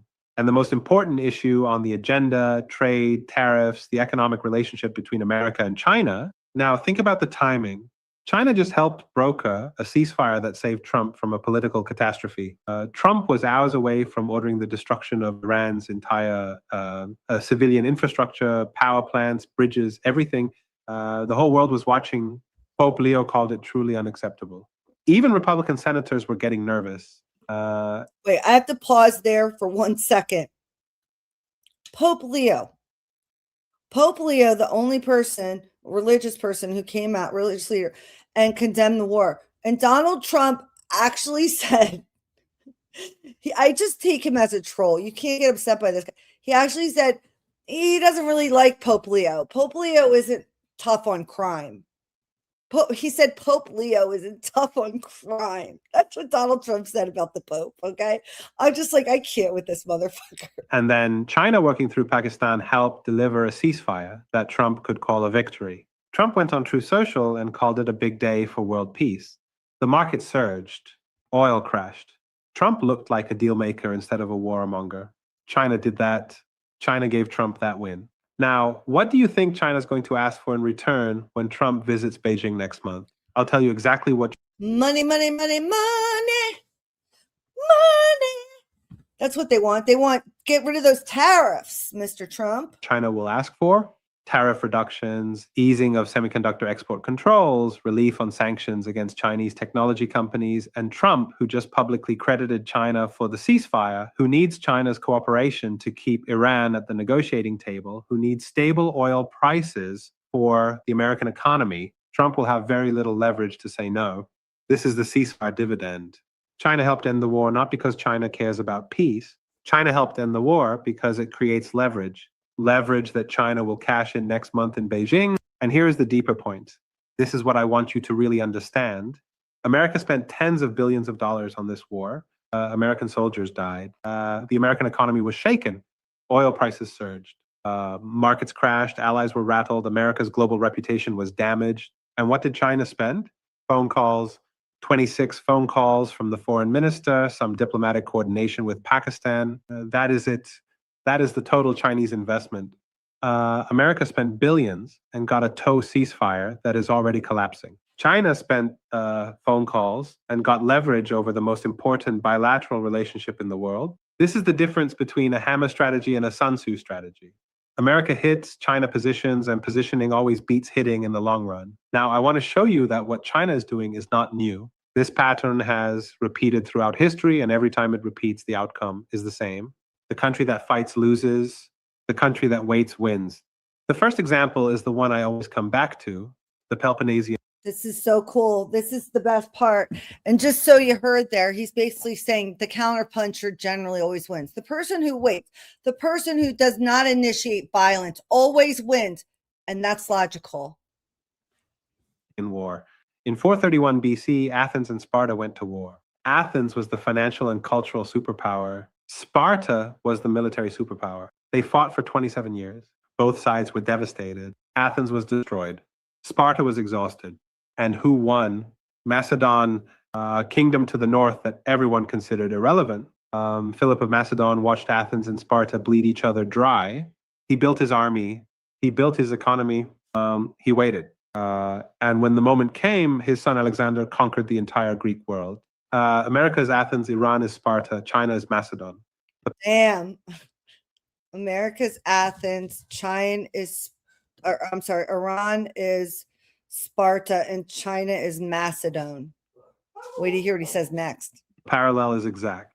But let me give you a second example that I think is even more precise. This one. And this one I have not heard anyone else discuss, the Napoleonic Wars. From 1803 to 1815, France under Napoleon fought Britain and the rest of Europe in a series of devastating wars. France had the most powerful army in the world. Britain had the most powerful navy. They fought each other for over a decade. And who won? Not France, not Britain. Really, the true winner was the United States of America. While Europe was tearing itself apart, America was quietly expanding westward. America bought Louisiana from France in 1803. Napoleon sold it because he needed money for his wars. America doubled its territory overnight. America built its economy. America stayed out of European conflicts. And within a few decades, America had become the dominant power in the Western Hemisphere. America won the 19th century not by fighting the biggest battles, but by letting the European powers exhaust each other and then filling the vacuum. This is exactly what China is doing today. While America spends trillions on Middle Eastern wars, China is buying resources in Africa. China is building ports in Southeast Asia.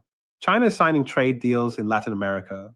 China is expanding while America is exhausting itself. Now, let me give you the third example, and this one happened within living memory. In 1979, the Soviet Union invaded Afghanistan.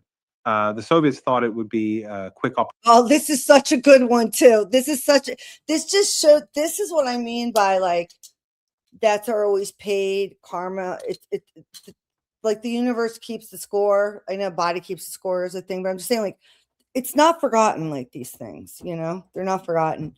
This one's wild too, what he's about to say. They thought the Afghan resistance would collapse in weeks. Instead, the war lasted 10 years.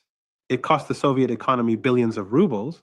It killed 15,000 Soviet soldiers. It demoralized the Soviet public. And in 1989, the Soviets withdrew in humiliation. 2 years later, the Soviet Union collapsed. And who won? America. America did not fight in Afghanistan directly. America armed the Afghan resistance through Pakistan. By the way, the same Pakistan that just brokered the Iran ceasefire, and America watched the Soviets bleed. Do you see the parallel? In the 1980s, It's unbelievable. Literally, like this is crazy. America armed Afghan resistance through Pakistan and watched the Soviet Empire bleed to death. In 2026, China is supporting Iranian resistance, coordinating through Pakistan, and watching the American empire bleed. The student has become the teacher. America invented this strategy, and now China is using it against America. Let me say that again, because this is the key insight. America armed the Afghans through Pakistan to bleed the Soviet Empire. China is supporting Iran through Pakistan to bleed the American empire. It is the exact same playbook. And America cannot see it because America never imagined that someone would use its own strategy against it. Now, before I give you my And it's just like a person. And I know you can't extrapolate a person to a country, but it's the same thing. It's like, if you don't have humility, and on the world stage, America does not have humility. If you think of America as a person, it's the younger kid on the block.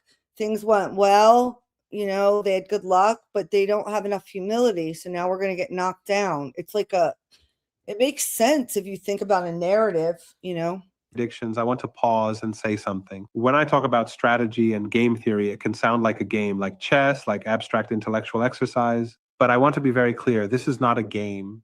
Real people are dying in Iran. I really appreciate him saying this because honestly, Zhang doesn't come across with that. But the empathy piece is what we have to keep talking about, guys. Like real humans are here. This isn't like a collective group of people that don't exist. It's like a real person, people. Real people are dying in Lebanon. Real families in America are terrified that their children will be drafted. Real people across the Gulf states are watching drones fly over their cities and wondering if their water supply will survive the next attack. The strategy matters because it helps us understand why these things happen. But we must never forget that behind every strategic calculation, there are human beings, mothers, children, ordinary people who did not choose this war and cannot escape it. I study these patterns because I believe understanding them can help prevent the next catastrophe. That is why I do this. Okay. And that's why I do this channel. Not that I can prevent the next catastrophe, but I like to study things and look at them from different angles so that I'd like things to be prevented, but it's really more of an understanding among people and a drive to help people learn how to communicate without being at each other's throats. Because I think that's really needed right now, to be able to talk about a lot of these really dense, complex issues without people like losing their minds with each other. Like the trust is gone for people to just, and I'm trying to rebuild that, Okay. Now let me give you the predictions. I am going to make 4 predictions today. Not 3, 4, because I believe the 4th prediction is the one that will matter most in the long run. Okay. Write them down. Save this. All right, you better write it down, guys. We got to save it. All right, Professor Miranda is about to give us some insight here. This video. Come back and check. Prediction number 1, China will extract major trade concessions from Trump at the May summit in Beijing. Trump publicly credited China for helping broker the ceasefire. Trump needs China's cooperation to keep Iran at the negotiating table. Trump needs stable oil prices, and China knows all of this. I predict that the May summit will produce a significant reduction in tariffs on Chinese goods, a partial easing of semiconductor export controls, and at least one major concession on technology restrictions. Not because Trump wants to give China these things, but because China has leverage now that it did not have 6 weeks ago. The ceasefire gave China that leverage. Watch the May summit. Watch what China gets. Prediction number 2. Within 6 months, China and Iran will announce an expansion of their strategic partnership. China signed a 25-year, $400 billion partnership with Iran in 2021. That deal was mostly symbolic at the time.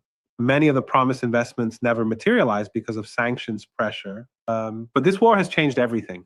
Iran is now more dependent on China than ever. China is now buying over 90% of Iran's oil. Iran needs Chinese technology to rebuild its destroyed factories. Iran needs Chinese investment to rebuild its infrastructure. I predict that within 6 months, China and Iran will announce a major expansion of this partnership, new infrastructure projects, new energy deals, new technology transfers, and this will accelerate the Belt and Road Initiative through Iran faster than anyone expects. Prediction number 3, the Petrie yuan accelerates. Before this war, the idea of oil being traded in Chinese yuan instead of US dollars was discussed mostly as a theoretical possibility, something that might happen in 10 or 20 years. After this war, it will happen much faster. Here is why. The Gulf states just watched America fight a 40-day war and failed to reopen the Strait of Hormuz. They watched their infrastructure get hit by Iranian drones. They watched America threaten to destroy an entire civilization. And they watched China quietly broker the peace. The Gulf states are now asking a very simple question. Who is the more reliable partner? Yeah, I mean, I think that's obvious. The Gulf states are not going to, why would you trust America now? And honestly, like, again, karma in a way. Like, I don't think anybody died, but they bombed their infrastructure and the bases and stuff. But like, Why are you? It's like your brothers and sisters are over there, and you're going against them with people all the way across the world, right? It's crazy when you think about it. Like, we need to focus on the resources on our continent, you know? But that's not how it works. That's not how the world works. The country that starts wars it cannot finish, or the country that builds your infrastructure and then helps end the war. I predict that within 12 months, at least one major oil producing country, and I believe it will be Saudi Arabia, will announce a significant oil trade agreement denominated in Chinese yuan. Not all of its oil, maybe 10 or 20%, but even that is a tectonic shift.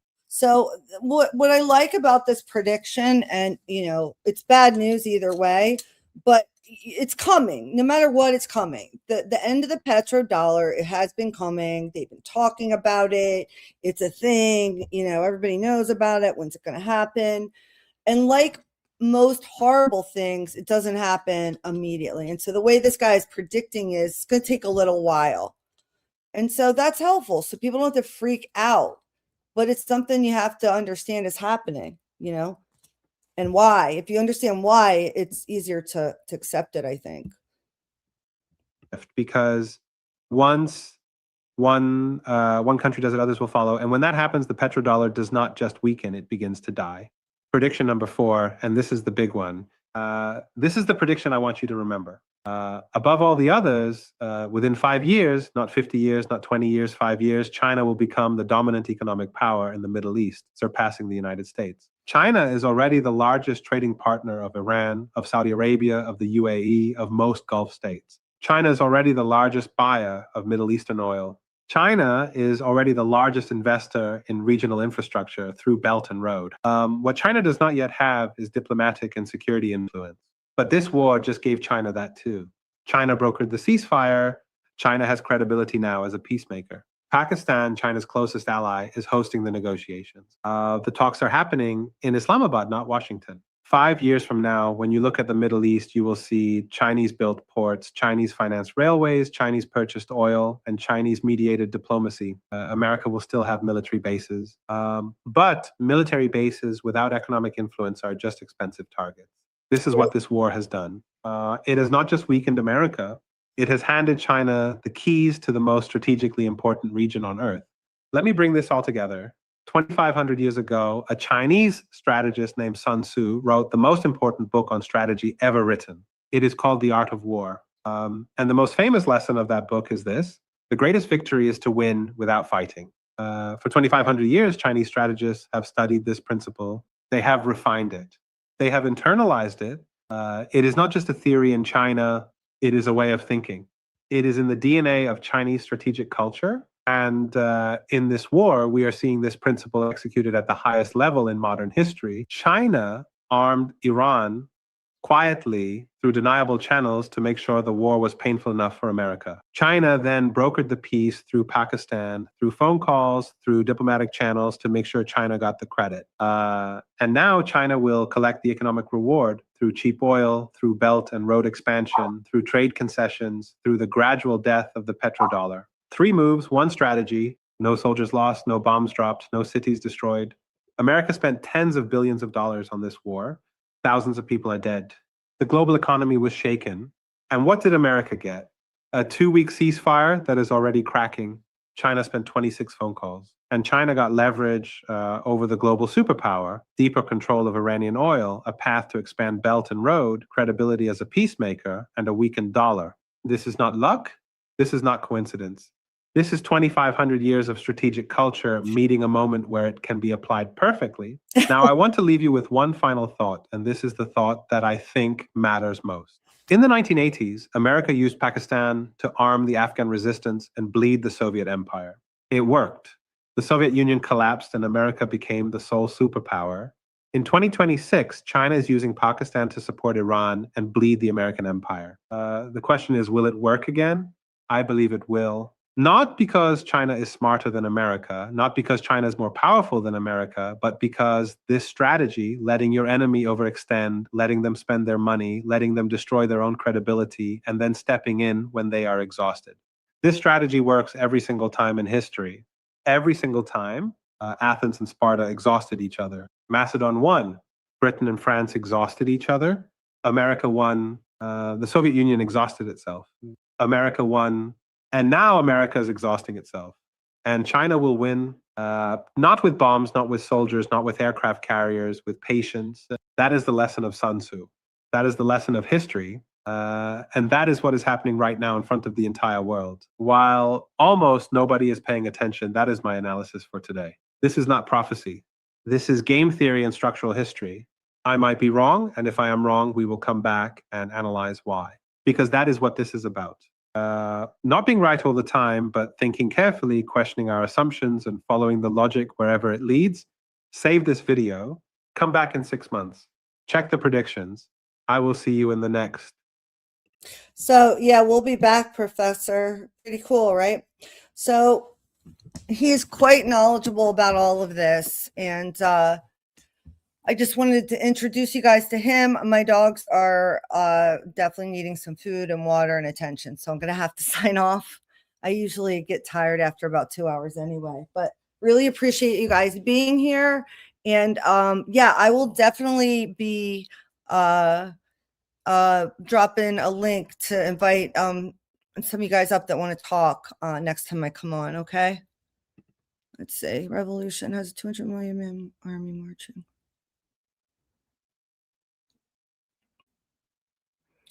Wow. And you know what's kind of spooky about that is that ties into that movie I Pet Goat 2 with China attacking. And I think in that movie I think it's around 4th of July. I don't know why, but I feel like it's in July. I don't know. Anyway, guys, that's it for now. The meek shall inherit the earth. Absolutely. Remember to always treat people the way you want to be treated, guys. That's the way it works.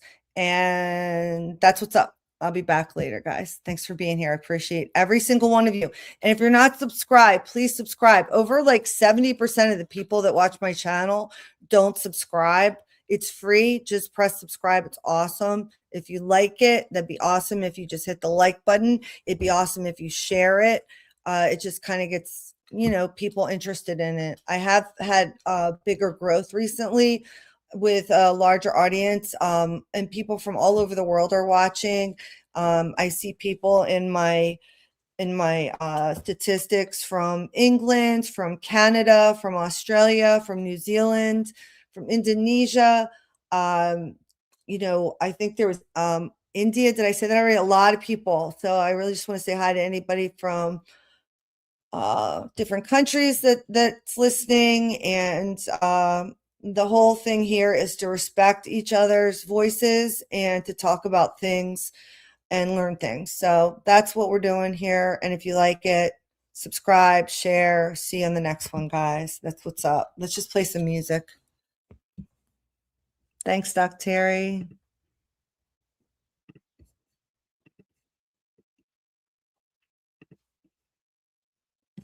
Let's put on some jams, guys. Let's see. Here we go.